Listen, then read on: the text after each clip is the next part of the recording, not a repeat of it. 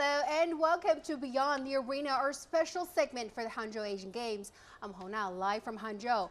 Behind me are the Hangzhou Olympic Sports Stadium and the Tennis Center, and here in the studio we will explore stories from behind the scenes, the pride, the sweat and the tears. In partnership with media across Asia, we'll bring you the human touch behind the competition and the medals and present diverse perspectives on the sporting spectacle. What joins me here in the studio are two very handsome gentlemen. One is Abdulaziz Al-Baqis, the press attaché from the Saudi Arabian Olympic Committee, and Hussein Ali Reza, a rowing athlete from Saudi Arabia. Great to have you on our show, gentlemen. So, 3 gold medals so far from Saudi Arabia national team. How do you like the performance so far? Well, I mean, first of all, it's an amazing experience here in Hangzhou. And that reflected on the performance of the Saudi athletes. So far, we've won 3 gold medals, 2 silvers, and 2 bronze medals. Today was the last medal, and it was a bronze medal in Jiu-Jitsu. It's the first time we ever win a medal in Jiu-Jitsu. Overall, amazing experience. Impressive performance in equestrian and track and field. Yeah. Hussein, well, you represent Saudi Arabia. You were the first rower to represent Saudi Arabia to participate in the Olympics. So here in Hangzhou, how do you feel the atmosphere here in Hangzhou? If I had to summarize it, it's just been seamless and beyond our expectations, honestly. The opening ceremony set was beyond any of us could have imagined, and it set an incredibly amazing tone for the rest of the games. So, you know, from an athlete's perspective, we couldn't have asked for anything more. Wow, great. We'll hear more perspectives from you later in our program. Well, first of all, for the latest, let's go live to our correspondent Wang Suwen in Hangzhou. Hello there, Suwen. You've been following the Saudi Arabia team closely. Can you tell us about Saudi's performances so far in the games?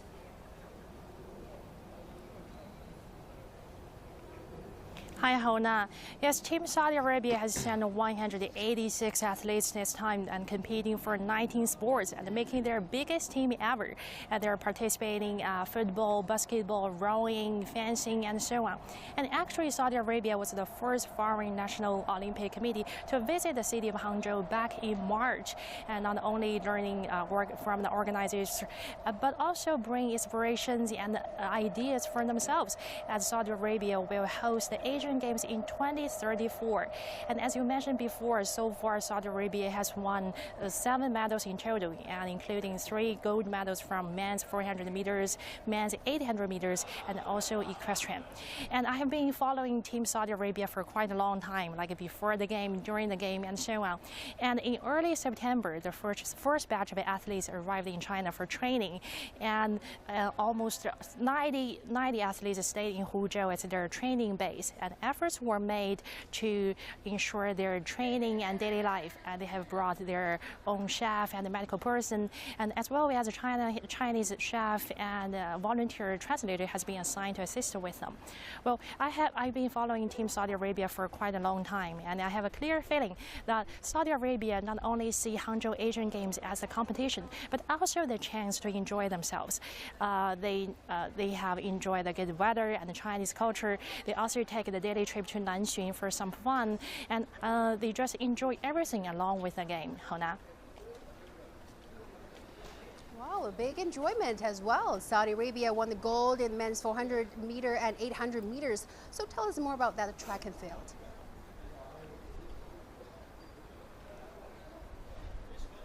Yes, Team Saudi Arabia are pretty strong at athletics, and they have won 2 gold medals in track and field event, and one is from 800 meters, and the most exciting moment is actually from Yusuf Masrahi, the seasoned track and field athlete. He won the first gold medal for Team Saudi Arabia, and last time he won the gold medal was in South Korea Asian Games in 2014, which is 9 years ago. So after the game, he got so excited. He kissed the track and he tore off his T-shirts for celebrations, and he said he loved China in the mixed zone interview, and he called China a lucky place for him.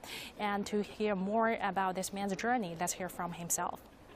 Saudi runner Yusuf Masrahi rewrote history in men's 400-meter race, clinching Saudi Arabia's first gold and marking his return to the podium after winning champion in Incheon 9 years ago. This is the third medal at the Asian Games for the Asian record holder. When I take my T-shirt, like I'm really, it's like, I can't believe it. It's like when I got the gold medal, it's like, I'm just thinking about my mom, you know, because when I stopped from 2016 to 2022, my mom, she's coming to me and she tell me, where are you, Yusuf? You should be wake up. You know, we need you to back because you are my son. I saw you, it's like you break your heart. What are you doing here? This is not your place. You should be wake up. And yesterday when I called my mom, she's really like happy. She crying. She make me crying. And I tell her, it's like, my mom is like my important for me because yeah, my dad is there and I give him the gold medal actually is for my mom. You are the record keeper for Asian Games and also in Asia. What's your secret for maintaining yourself at the best level for so long? That's what you're working every day. When I wake up, it's like, this is Asian Games. I have to be back, it's like to be ready for this. And I keep my family in my country. I keep my son, I keep my wife there. I training really hard. This is the life. I should be like doing more and more and more because I have a country. It's not only my family. I have a country behind me. That's what I do. You are 35 right now. Do you think age is a limit for athletes? The age is just number. It's like the age, you don't think about the age. How you kind of training, how you kind of be is like healthy. You should be like focused. I have to be like, I don't think so I have to be stopped right now because like when I keep going and I see my number is coming down, it's like my time is coming down, I have to keep going. I follow my dream. I want to go to Olympics, or maybe you can see me the next Asian Games. The track and field is like, when a child is like, he's my favorite thing. The track and field is family, my family actually. That's why it's like, now when I grow up, when I say my age is like 35 years old, it's like I'm thinking about when I'm tired. Yeah, maybe I'm crying because like I miss that thing is like, it's really is like, make everyone is happy. When I come, it's like I'm listening to people, it's like the fans, everyone. It's amazing. This is your first time in Hangzhou, and what's your feeling right now? I told you before, it's like China is big luck for me. It's like he gave me big luck. It's like Asian Games in 2010. I take a bronze medal and gold medal. And Beijing, I running is like 43.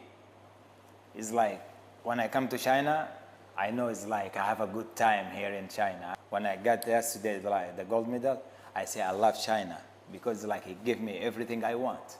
This is China. Thank you very much, Suwon, for your reports and analysis from the venue. Let's go back to our studio interview, gentlemen. So our correspondent just interviewed your gold medalist, the 400-meter gold medalist from Saudi Arabia. And she also said, she talked about to many athletes, and she felt that the Saudi Arabian team actually enjoy themselves here in Hangzhou.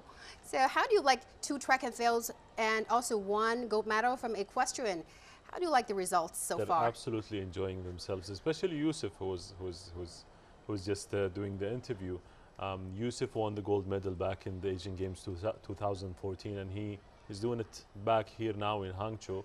However, his other mate, the 800 meters track and field athlete, Ghazwani, he's just a 21 years old athlete. So it's an amazing achievement for him, doing it at the Asian Games at an event of that magnitude.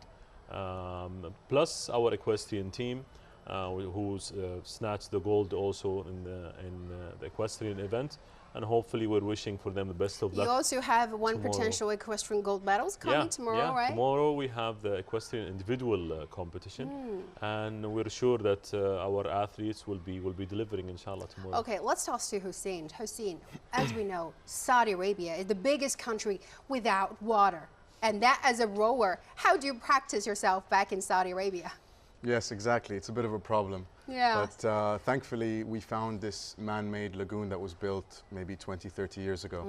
It's a long body of water that's very protected from the open sea. And that's what you need in rowing. You need a flat bit of water, roughly 2 kilometers. Those are the race distances. And this body of water was exactly 2 kilometers. And it was, there was not a lot of water traffic, no boats. So it was the perfect opportunity to build our center there. Wow. It's currently being constructed. So we got incredibly lucky, and that's where we're currently training. It's just north of Jeddah, about 45 minutes drive. So you also have a rowing federation in your country. How many athletes do you have? Well, we have about 8 to 10 elite athletes that compete internationally, and a larger squad of about 20 to 25. Wow, Abdulaziz, so there's so many traditional disciplines that you're really good at. I mean, for example, equestrian. So how many years did Saudi Arabia prepare for equestrian? Is it like a popular sports back in Saudi Arabia, like football or? Yeah, if we talk about popularity, football is #1 most popular sport in Saudi Arabia when it comes to fans and the marketing, etc. However, equestrian has a very strong community, a huge group of elite athletes. We won an Olympic medal in Sydney 2000, another Olympic medal in London 2012, and also in the Asian Games. The last gold medal we won here in Hangzhou is our #9 in equestrian. So it has a strong tradition. Interesting, because equestrian it dates back to first originated from Europe. Yeah, but I mean, when it comes to the current equestrian, the competition, how it looks like, etc. However, horse riding is very connected to our culture in Saudi Arabia, historically speaking. And the horses, racing horses, most of them are from Saudi Arabia, Arabian Middle horses, Eastern countries, yeah, right? Yeah. Yeah, exactly. Okay, we'll get back to you for more discussions on the sporting sectors back in Saudi Arabia. And first of all, to equestrian events at the Asian Games, the team jumping competition wrap up on Wednesday with Saudi Arabia winning gold, Qatar taking silver, and the UAE team in bronze medal position. Our Tina Lee spoke to the Saudi Arabia gold medalist after the event. Saudi Arabia has just claimed gold for the jumping team competition, and I'm joined by the winners. Congratulations, you guys. Thank you so much. Thank you. So how's the feeling now? Well, I think first everyone is tired and exhausted, but still it's a very nice win to start with. I would like to thank my team. Everyone has really performed at the maximum, and the horses as well. We have to really, that was a real team, a real effort from everyone, and I can't thank them enough. We do have the support from the Olympic community, from the federation, from the Ministry of the Sport. So we're very happy to have this support. Saudi Arabia is really supporting the sport in general, and to be here and represent the country, and really something we're proud of. And this is not your first time to win this gold medal. How does it feel like participating again and winning the gold? Winning the gold is our habit, and we are, I think we are one of the best riders in the planet, and we proved it in the World Championships and in the Olympics and everywhere. And we won the Asian Games several times. We came today and we were only aiming for gold. So actually we are so happy, and I'm very proud of my team. They're all champions and they're all top riders. It's my first time in Asian Games, but I'm so happy with the experienced riders like Ramzi Abdullah and Abdurrahman. So now we are looking forward on Friday to the individual. I hope also we won the gold and silver, inshallah. For more discussions, let's go back to our studio guests, Abdulaziz and Hussein. Well, gentlemen, as we can see, you have made quite an impressive performance both in Asian Games and Olympics. So back at home, since 2018, Saudi Arabia has hosted a lot of world-class events, such as Formula One or esports competitions. So what do you think are the main driving factors back in Saudi Arabia? Because we know that the Vision 2030 is one initiative proposed by your Crown Prince Mohammed bin Salman. So tell us more about that. Vision 2030 is the main driver behind all of this movement. It has sports in its core. The investments in the sector, because of Vision 2030, reached out to high performance centers such as the Olympic Center, the athletes themselves with the federations. We have a program, the Federation Support Strategy, with $600 million a year 2 federations to support them. We had back in 2015 only 34 federations. Now we have 97. So it tells you a lot about the magnitude of the investment, and results will come, as you said, the hosting.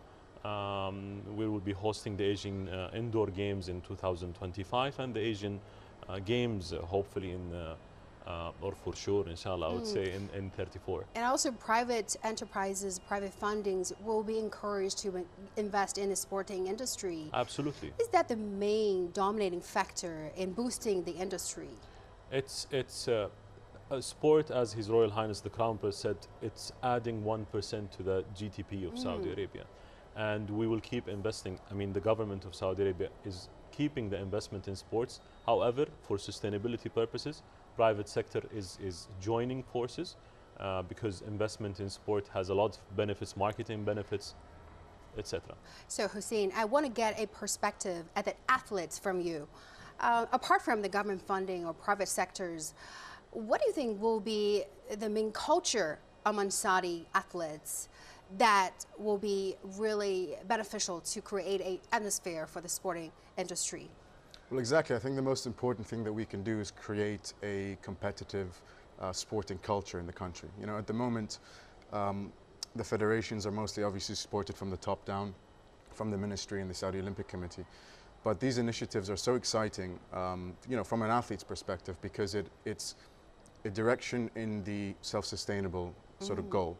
When you look at the most competitive countries around the world, what do they have? Self-sustainable, sort of strong sporting culture across schools and universities.